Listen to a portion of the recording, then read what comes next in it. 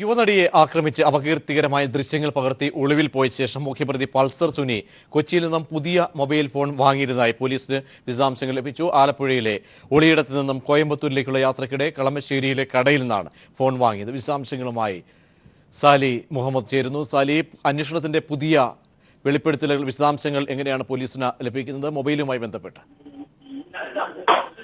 ദൃശ്യങ്ങൾ പകർത്തിയ മൊബൈൽ ഫോണോ അല്ലെങ്കിൽ ദൃശ്യങ്ങൾ സൂക്ഷിച്ച മെമ്മറി കാർഡോ തിരക്കി അലയുകയാണ് യഥാർത്ഥത്തിൽ പോലീസ്. കാരണം അത് വലിയ നിർണായകമായ തെളിവാകും ഈ വിവരങ്ങൾ കോടതിയിലെത്തിയാൽ. അതുകൊണ്ട് തന്നെ പോലീസ് ആ വഴിക്കുള്ള അന്വേഷണം ഊർജിതപ്പെടുത്തിയിട്ടുണ്ട്. ചില നിർണായക വിവരങ്ങൾ പോലീസിന് ഇക്കാര്യത്തിൽ ലഭിച്ചു എന്നുള്ളതാണ് അന്വേഷണത്തിന്റെ ഏറ്റവും വലിയ പുരോഗതി.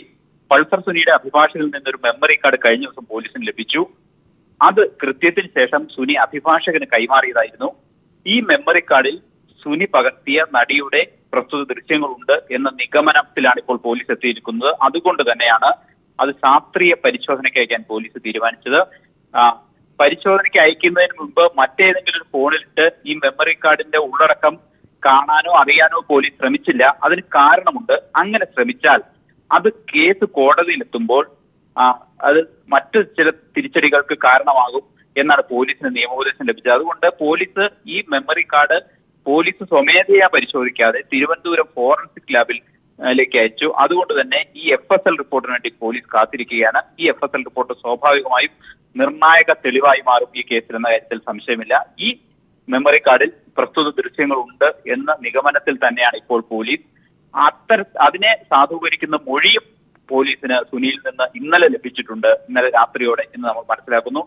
ഈ ദൃശ്യങ്ങൾ പകർത്തിയപ്പോൾ ഫോണിൽ ഉപയോഗിച്ചിരുന്ന മെമ്മറി കാർഡ് തന്നെയാണിത് എന്ന് സുനി പോലീസിന് മൊഴി നൽകുകയും ചെയ്തിരിക്കുന്നു. ഒരു വെള്ള സാംസങ് ഫോണിലിട്ടാണ് ഉപയോഗിച്ചാണ് ഈ ദൃശ്യങ്ങൾ, അപകീർത്തികരമായ ദൃശ്യങ്ങൾ പകർത്തിയതെന്ന് ഈ നടിയും ഒപ്പമുണ്ടായിരുന്ന മാർട്ടിനും പോലീസിന് മൊഴി നൽകിയിരുന്നു. അതുകൊണ്ട് തന്നെ ഈ വെള്ള സാംസങ് ഫോൺ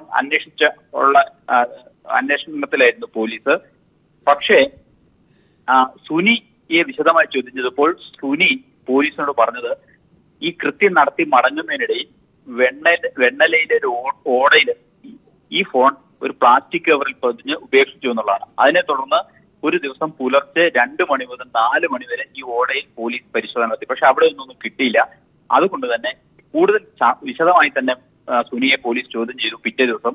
അപ്പോഴാണ് ഒരു മൊഴിമാറ്റം ഉണ്ടായത്. ഗോശ്രീ പാലത്തിൽ നിന്ന് കായലിലേക്ക് എറിഞ്ഞു കളഞ്ഞു എന്നുള്ളത്. ഏതായാലും പോലീസ് മനസ്സിലാക്കുന്ന ഒരു കാര്യം, ഈ പ്രസ്തുത ഫോൺ ഇയാൾ ഉപേക്ഷിച്ചു എന്നുള്ളത് ശരിയാണ്. പക്ഷേ അതിന് മുന്നോടിയായി ആ ഫോണിൽ ആ ദൃശ്യങ്ങൾ പകർത്തിയ മെമ്മറി കാർഡ് അയാൾ സൂക്ഷിച്ചു വെച്ചു. ആ മെമ്മറി കാർഡാണ് അഭിഭാഷകനിൽ നിന്ന് പോലീസ് കണ്ടെടുത്തത്. അതായത് ഈ ഉപേക്ഷിക്കുന്നതിന് മുമ്പ് മെമ്മറി കാർഡ് ഊരി മാറ്റി അതിൽ അഭിഭാഷകനെ ഏൽപ്പിച്ചിട്ടാണ് സുനി പോയി രക്ഷപ്പെട്ടത് എന്നാണ് പോലീസിന് ഇപ്പോൾ മനസ്സിലാക്കുന്നത്. ആ മെമ്മറി കാർഡ് തന്നെയാണ് തങ്ങൾക്ക് ലഭിച്ചിരിക്കുന്നത് എന്ന നിഗമനത്തിലാണ് പോലീസ്. അതുകൊണ്ട് തന്നെ നിർണായകമായ ചുവടുവെപ്പ്, ഈ ദൃശ്യങ്ങൾ തപ്പിയുള്ള പോലീസിന്റെ യാത്രയിൽ നിർണായകമായ ചുവടുവെപ്പാണിത്. അതുകൊണ്ട് തന്നെ തിരുവനന്തപുരം ഫോറൻസിക് ലാബിൽ നിന്ന് ലഭിക്കുന്ന FSL റിപ്പോർട്ട് സ്വാഭാവികമായും നിർണായകമാകും പോലീസ്. മാത്രമല്ല മറ്റൊരു വിവരം പോലീസിന് ലഭിച്ചിരിക്കുന്നത്, ഈ മെമ്മറി കാർഡ് ആലപ്പുഴയിലെത്തി അഭിഭാഷകനെ ഏൽപ്പിച്ചതിന് ശേഷം കൊച്ചി വഴി കോയമ്പത്തൂരിന് പോകുന്ന വഴിക്ക് കളമശ്ശേരിയിലെ ഒരു മൊബൈൽ കടയിൽ കയറി ഒരു മൊബൈൽ ഇയാൾ വാങ്ങിയിട്ടുണ്ട്. അത് 2000 രൂപയുടെ ഒരു സാധാരണ ഫോണാണ്, സ്മാർട്ട് ഫോൺ അല്ല. ഏതെങ്കിലും ഒരു ഫോൺ മതി എന്ന് പറഞ്ഞ് പെട്ടെന്ന് കടയിലെത്തി പെട്ടെന്ന് തന്നെ 2000 കൊടുത്ത് ഒരു മൊബൈൽ തന്റെ കടയിൽ നിന്ന് എടുത്തുകൊണ്ട് പോവുകയാണെന്ന് ഈ കടയുടമയും പോലീസിന് മൊഴി നൽകിയിട്ടുണ്ട്. അയാൾ ഈ പൾസർ സുനിയെ തിരിച്ചറിഞ്ഞിട്ടുമുണ്ട്. അതുകൊണ്ട് തന്നെ ഒരു കാര്യം വ്യക്തമാണ്, ഈ മെമ്മറി കാർഡ് ഊരി അഭിഭാഷകനെ ഏൽപ്പിച്ചതിന് ശേഷം രക്ഷപ്പെടുന്ന വഴി അയാൾ ഫോൺ ഉപേക്ഷിക്കാൻ തീരുമാനിച്ചിരുന്നു. പകരം ഉപയോഗിക്കുന്നതിന് വേണ്ടിയാണ് ഈ ഫോൺ വാങ്ങിയത്. പക്ഷേ പകരം വാങ്ങിയ ഫോണിൽ ഏതെങ്കിലും സിം കാർഡ് ഉപയോഗിച്ചതായി പോലീസിന് ഇതുവരെ കണ്ടെത്താൻ കഴിഞ്ഞിട്ടില്ല. കാരണം നിരവധി സിം കാർഡുകൾ ഇയാളുടെ കൈവശമുണ്ട്, പല നമ്പറുകളുണ്ട്. അത് ഈ ഓരോ നമ്പരും ഓരോ തരത്തിൽ പരിശോധിച്ചുകൊണ്ടിരിക്കുകയാണ്.